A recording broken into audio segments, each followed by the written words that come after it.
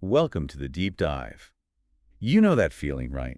That relentless churn of information, the buzzing notifications, that constant background noise that makes finding real calm feel almost impossible. It really does. Like finding focus is some kind of superpower these days. Exactly. Well, today we're taking a deep dive into a tool that promises exactly that, finding some inner peace amidst all the chaos. We're talking about guided meditation. That's right. Our mission here is to, cut through the noise around it. We've got this incredibly comprehensive expert report full of scientific studies, practical types of meditation, the works. So we're distilling it all down, giving you the shortcut. Pretty much. A shortcut to understanding the practices, the science behind why they actually work, and importantly, how you can integrate this architecture of inner peace into your own life. And find some surprising facts along the way, I hope. Get people informed, but quickly. That's the plan. And the report, it's solid, backed by proper scientific studies, giving us a really robust framework. It's not just fluff. Okay, good. So let's pull back the curtain. Where do we start? Maybe just what is meditation, fundamentally? Okay, yeah. Broadly speaking, meditation covers a whole range of techniques. The basic aim is to cultivate focused awareness, maybe emotional balance, and definitely inner calm. So it's not necessarily about, like, emptying your mind completely. Not really, no. That's a common misconception. It's more about training your mind to relate to your thoughts and feelings differently. Got it. And the report makes this key distinction right away. Guided versus unguided. Yeah. What's the difference there? Yeah, that's fundamental. Guided meditation is basically when you're led by an external voice, could be a live teacher, could be a recording giving you specific instruction. Like a tour guide for the mind, as the report puts it. Exactly like that. It gives you a structure, a path to follow inside your own head, which is, incredibly helpful, especially when you're just starting out. Helps direct your thoughts, helps you relax, helps manage that wandering mind. So the guide isn't just passively talking. They're actively helping structure the experience, providing a kind of scaffolding. That's a great way to put it. Cognitive and emotional scaffolding. Right. It really helps train the brain in attention regulation and even generating positive emotions. And it's crucial for people who might find silence or being alone with their thoughts difficult, maybe due to trauma like PTSD. Right, that makes sense. The voice provides support. It does. A soothing voice can ease tension, offer that support. Now, unguided meditation. That's the contrast. It's self-directed. No external voice telling you what to do, though you might have ambient music or sounds. And that sounds maybe more advanced. Requires more discipline. Generally, yes. It takes some mental discipline and familiarity with the techniques. But the flip side is it allows for potentially deeper exploration. You might have those moments of, real clarity or epiphany, and there's no time limit. Okay. But the report says it's not really an either or choice, does it? Yeah. More like a progression. Exactly. It frames it as a developmental progression. Guided meditation is like the essential training ground. You learn the basics there, how to anchor your attention, how to observe without judging yourself. So you build the foundation with guided practice. Right. And then unguided is more like the arena where you apply those skills, test them out, really master them on your own. So the aim isn't to ditch guided meditation as fast as possible. Not at all. It's about internalizing the skills. Actually, some of the most transformative experiences blend both. A skilled guide might lead you for a while, then create periods of silence for you to explore on your own, building that self-reliance. That makes sense. It's about building skills for the long haul. Okay, groundwork laid. Now, the how-to. The report mentions these core principles that seem to apply across almost all techniques. What are these foundations? Yeah, these principles are like the underlying framework for cultivating that mindful awareness. And what's interesting is they often go against our usual way of operating, always striving, trying to control things. It requires a bit of mental retraining. So what's pillar number one? First up, posture and comfort. Seems basic, but it's key. Find a position that's stable but comfortable. Could be a chair, cushion, lying down, even standing. The main thing is a straight-ish but relaxed spine. Helps you stay alert. Physical discomfort is just a massive distraction. Okay, get comfortable but stay alert. And then the breath. It always comes back to the breath, doesn't it? It really does. The breath as an anchor. It's so powerful because it's always there, right? You don't have to do anything to it. Just observe its natural rhythm. Maybe feel the air at your nostrils or your belly rising and falling. And when your mind wanders off, which it inevitably will, you just gently guide your attention back to the breath. No big deal. That simple act of noticing you've wandered and coming back. That's the practice. That's what strengthens the focus muscle. Hmm. Ah. So mind wandering isn't failing at meditation. Absolutely not. Which leads to the next pillar, non-judgmental awareness. Your brain thinks, that's its job. Meditation isn't about stopping thoughts, it's about observing them, along with feelings and sensations, without getting caught up in them, without judging them as good or bad, right or wrong. So when your mind wanders, that's actually an opportunity to practice noticing and returning. Exactly. It's part of the process, not a problem with it. Okay. That's a huge relief. What's next? Consistency. Yep. Consistency and patience. A little bit every day, say 5 or 10 minutes, is way more effective than one long session once a week. It's that regular practice that rewires the brain. And patience. Progress isn't always linear. Some days feel great, others feel messy. Just stick with it. And the last pillar, something about expectations. Yeah, letting go of expectations. If you go in expecting instant bliss or some earth-shattering insight, you'll likely just get frustrated. The idea is to let go of needing a specific outcome and just be present with whatever shows up in that moment. That's a really different way of approaching things than usual. Okay, those are the practical pillars. But the report also mentions attitudinal frameworks, like an inner stance. Right. These are qualities you cultivate alongside the practice, like beginner's mind. Approaching each session fresh, with curiosity, like you've never done it before, it stops you getting bogged down by past experiences or expectations. I like that. What else? Trusting your own inner wisdom, your intuition. Meditation is partly about learning to listen inward. Then there's acceptance or acknowledgement. Seeing things as they are in the present moment without fighting or denying them. Doesn't mean you like it, but you acknowledge it's there. That's the starting point for change. And being kind to yourself through the process. Crucial. That's compassion. Especially when difficult stuff comes up or your mind feels chaotic. Be kind to yourself. And the report notes the self-compassion naturally starts to extend outwards towards others, too. So these aren't strict rules, more like gentle guides. Exactly. Gentle reminders to support the journey of self-discovery, not make it another thing to achieve perfectly. That's a much kinder approach. Uh, Okay, so we have the foundations. Now let's dive into the different types of guided meditation. It's clearly not just one size fits all. Not at all. The report lays out a really helpful typology. Different techniques have different methods, different intended outcomes. Knowing the types helps you pick something that actually matches what you're looking for. And often, guided sessions will mix elements from different types. Makes sense.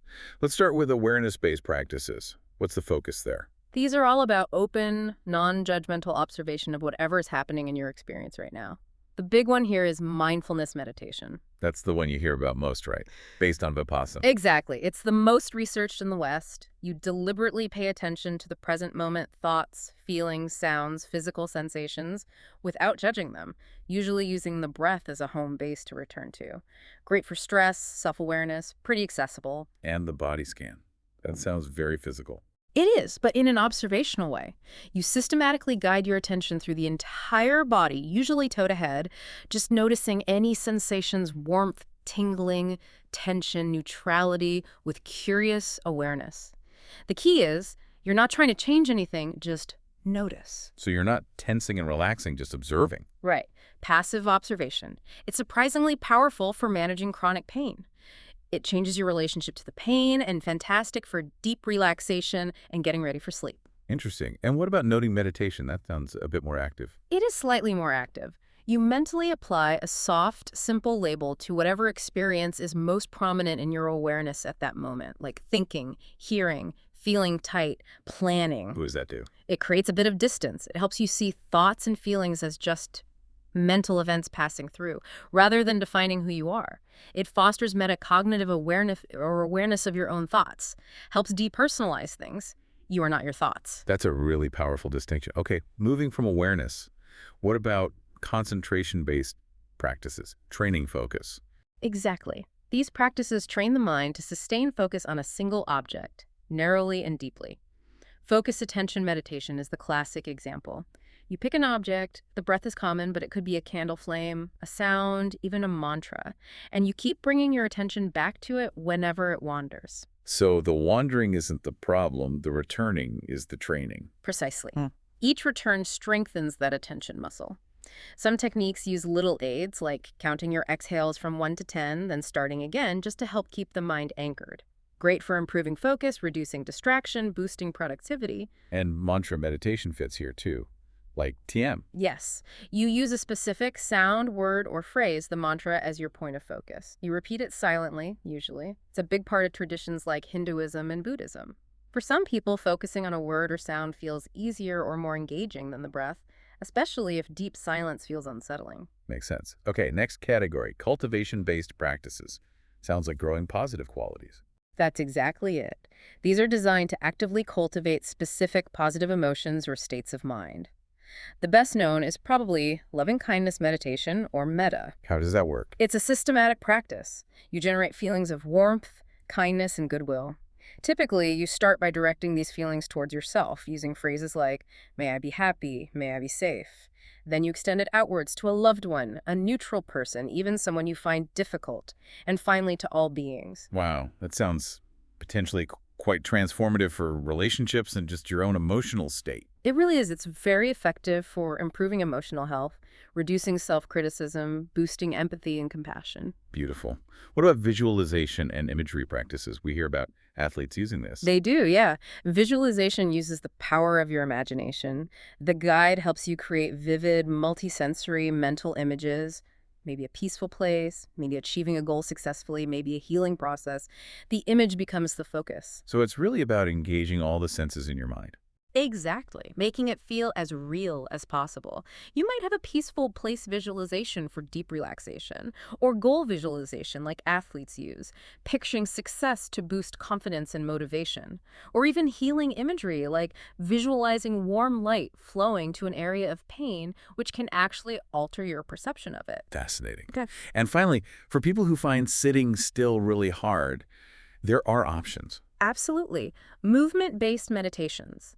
For these, the physical movements, usually synchronized with the breath, become the anchor for your awareness. Like mindful walking. Mindful walking is a great example. Just paying close attention to the sensation of walking feet on the ground, body moving. Simple but effective. And yoga counts too. Definitely. While often seen as just exercise, yoga at its root is a preparation for meditation. Linking breath, pranayama, with postures, asanas, is a form of moving meditation. It quiets the mind and prepares the body for stillness. And practices like Tai Chi. Tai Chi and Qigong. These involve slow, flowing, deliberate movements, often called meditation in motion. They cultivate calm and focus while also improving physical balance. Great options if stillness feels like a barrier. Okay, we've covered the what and the how. Yeah. But the big question, especially for skeptics, is, does this stuff actually work? And the report seems to say unequivocally, yes. The science is solid. It really is. That's one of the most compelling parts of the report. This isn't just subjective feeling anymore. There's rigorous scientific investigation showing tangible changes in the brain and body. That inner calm, it has a measurable biological basis. So it's not just in your head, it's literally changing your head. It's like brain renovation through mindfulness. How does it reshape the brain? Through neuroplasticity, the brain's ability to change itself. Consistent meditation leads to both structural and functional changes. On the structural side, studies using brain scans like fMRI show increased gray matter. More brain cells. Increased volume and density, yeah. In really important areas like the prefrontal cortex, that's your executive control center, think decision-making, emotional regulation. Also the hippocampus, key for learning and memory. And the insula for body awareness. Basically, bulking up the regions that help you think clearly and stay calm. Wow. Literally building a better brain. In a way, yes. It also strengthens white matter. Think of white matter as the brain's wiring, the connections between regions. Meditation seems to improve the integrity of these pathways, leading to faster, more efficient communication within the brain, better emotional regulation, better thinking. And what about the amygdala, the brain's alarm system? Good question. Meditation appears to modulate the amygdala. Studies show a decrease in gray matter volume there. A less reactive amygdala correlates with reduced stress reactivity. You're less easily triggered into fight or flight. Calmer baseline. That sounds incredibly useful. And I read something about slowing age-related decline. Yeah, there's evidence suggesting a neuroprotective effect. One fascinating study found that long-term meditators in their 50s had cortical thickness similar to non-meditators in their 20s or 30s. Suggests it might help keep the brain structurally younger, longer. That's remarkable. Okay, so that's structure. What about how the brain functions differently during meditation? Brainwave change. They do. Functionally, EEG shows shifts in brainwave activity. Typically, an increase in alpha waves that's characteristic of relaxed awareness and theta waves, linked to deeper relaxation and drowsiness sometimes. Really advanced practitioners might show gamma waves associated with heightened perception, insight, peak experiences. And that internal chatter, the mind wandering, does it quiet down? Yes, that relates to the default mode network, DMN. Think Mhm. of the DMN as the part of your brain active when you're mind wandering, ruminating about the past, worrying about the future. Meditation practice leads to decreased activity in the DMN. So more present moment focus, less mental noise. Yeah. Exactly. Less rumination, more being here now. It also shows up as enhanced prefrontal cortex PFC function. The PFC, that executive control center we mentioned, becomes more active, better able to direct attention, manage impulses, and regulate emotions. Stronger CEO of the brain, basically. Does it actually change brain chemistry too? Neurotransmitters. There's evidence for neurotransmitter modulation, yeah. Things like increased release of dopamine involved in reward and motivation, serotonin, key for mood, and GABA, which has a calming effect. These shifts likely contribute to the feelings of well-being people report. Okay, the brain changes are stunning. But the report says the effects ripple through the whole body, right? The mind-body connection. Absolutely. A huge part of it is mediated through the autonomic nervous system, ANS. Meditation helps shift the balance. It dials down the sympathetic nervous system, that's your fight or flight response, and ramps up the parasympathetic nervous system, the rest and digest system. So it's like hitting the brakes on the stress response and hitting the gas on relaxation. That's a great analogy. And you can measure it. Heart rate goes down, blood pressure tends to lower, breathing slows. You also see increased heart rate variability, or HRV. HRV, what's that indicate? Higher HRV means your system is more flexible, more resilient, better able to cope with stress. It's a key marker of autonomic health. What about stress hormones, like cortisol? The endocrine system responds too.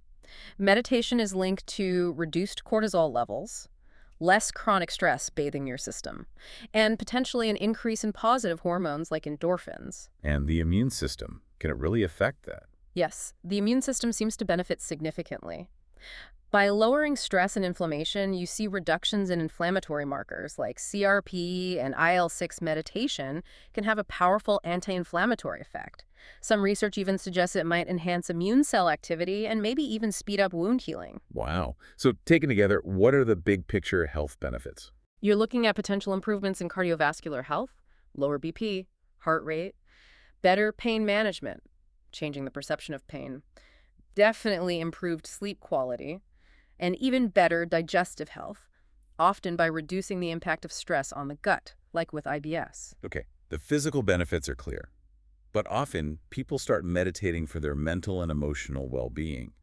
What does the science say there? That's where the evidence is probably strongest and most consistent. Huge benefits for mental health and mood regulation, significant reductions in reported symptoms of stress, anxiety, and depression. It works by promoting relaxation, cutting down on that cyclical negative thinking or rumination, and improving emotional regulation skills. So it's not just about feeling calm during meditation, it builds lasting resilience. Exactly. It enhances emotional resilience. It helps create that crucial bit of space between something happening and how you react to it. Gives you a moment to choose your response rather than just automatically reacting out of habit or emotion. And cognitive function. Does Yeah. it make you sharper? Yes, cognitive enhancement is another well-documented benefit. Improved attention span, better focus, enhanced working memory, even better recognition memory.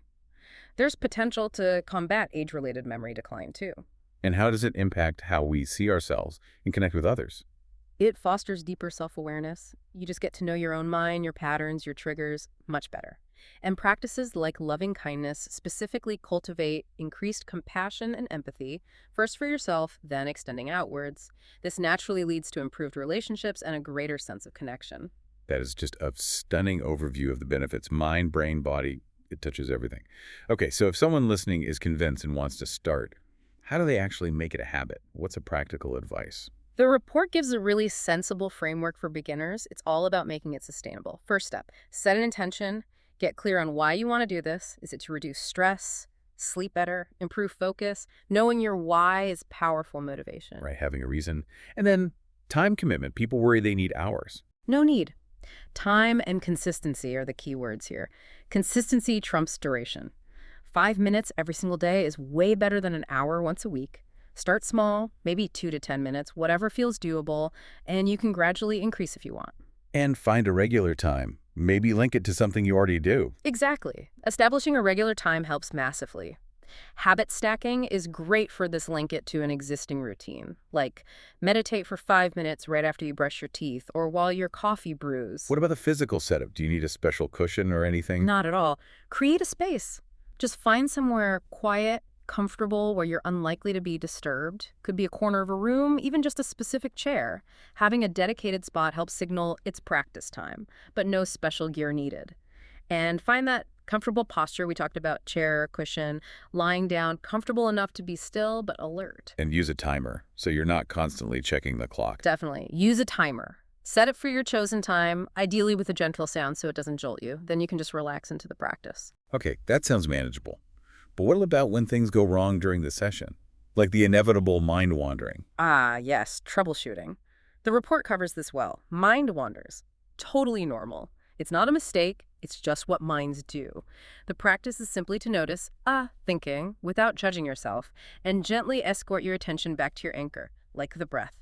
Each return is a win. Okay, so treat it gently. What if you feel really restless or anxious during the meditation? If you feel anxious or restless, first just acknowledge it. Okay, anxiety is here. See if you can notice where you feel it in your body, maybe tightness in the chest, racing heart. Acknowledge it without fighting it, and gently keep returning your focus to the breath as an anchor. You can even try breathing into the sensation with kindness. And if you get sleepy, nodding off. Feeling drowsy happens. You can try adjusting your posture to be a bit more upright. Maybe open your eyes slightly, keeping a soft, unfocused gaze towards the floor. What about physical stuff, like an itch? If there's an itch or physical discomfort, the first step is mindful observation. Just notice the sensation with curiosity for a few moments. If it becomes too distracting, then make a conscious, mindful choice to adjust your position or scratch the itch, and then gently bring your focus back. It's about mindful responding, not mindless reacting. That's really helpful practical ways to handle the common bumps. How do we take this off the cushion and into everyday life? Make mindfulness more constant. Great question. That's about integrating mindfulness into daily life or informal practice. Use reminders, a sticky note on your monitor, the cushion in the corner. Visual cues help, but change them up so they don't become invisible. And linking it to routines. Yes, create if-then patterns. If the phone rings, then I'll take one conscious breath before answering. If I finish eating, then I'll notice 3 sensations in my body. Linking it to existing habits makes it stick. And just paying attention during normal activities. Absolutely. Practice informal mindfulness. Bring full awareness to routine things. Really taste your food while eating. Feel the water temperature when washing dishes. Notice the sensation of your feet on the ground when walking.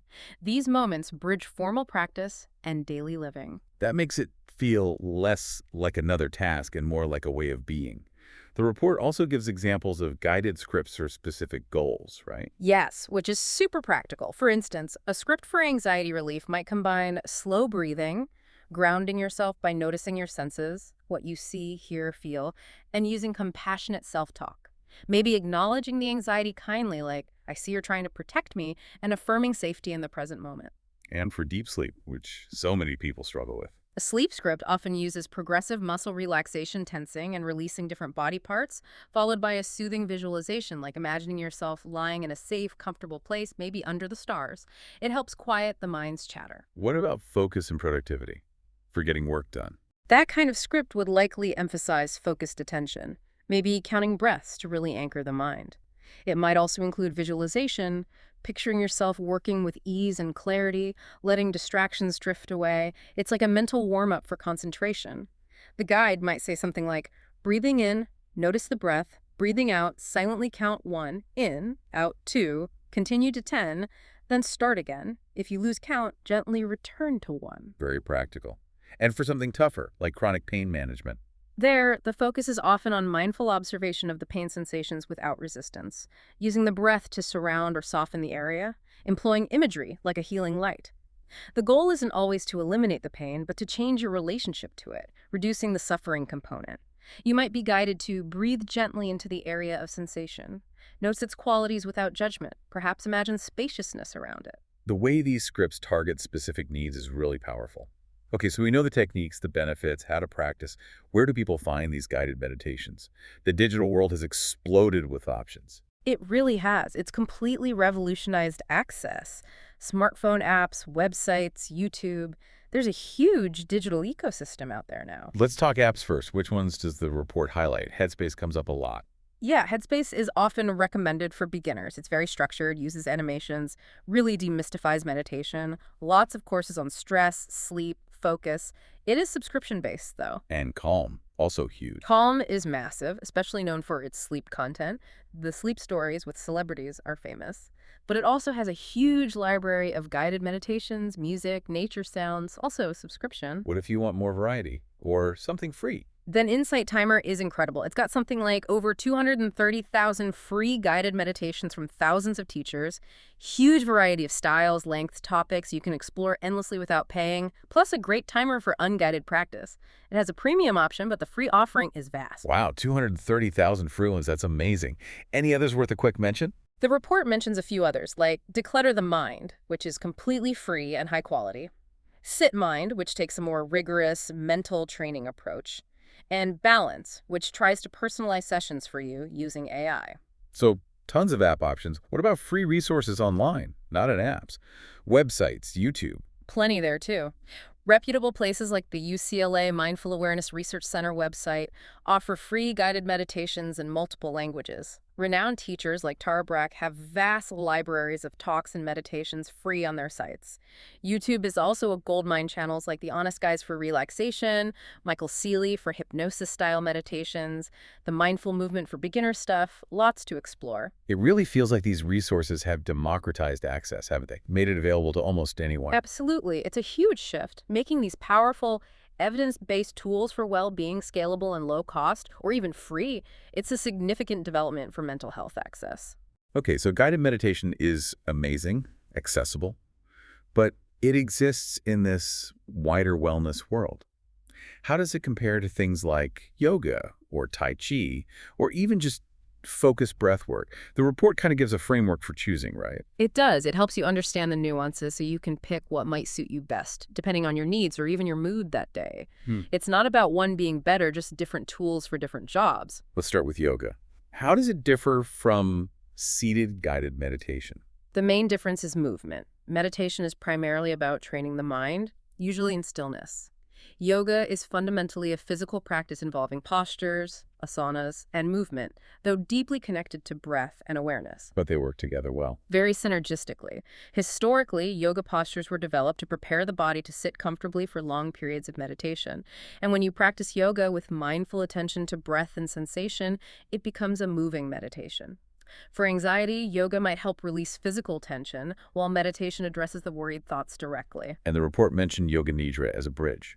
Yes, Yoga Nidra, or yogic sleep, is fascinating. It's a guided meditation practice usually done lying down, leading you into a state of very deep relaxation, almost between waking and sleeping. It's incredibly restorative, great for stress and anxiety. It combines that deep physical rest with guided awareness. Okay. What about Tai Chi versus meditation? Similar distinction to yoga, really. Tai Chi is meditation in motion. Slow flowing movements are the core practice. The anchor for awareness in Tai Chi is more kinesthetic, the feeling of movement, balance, energy flow. In seated meditation, the anchor is usually internal, like the breath. So different focuses. Right. Tai Chi is excellent if you want active relaxation or need to work on balance and coordination.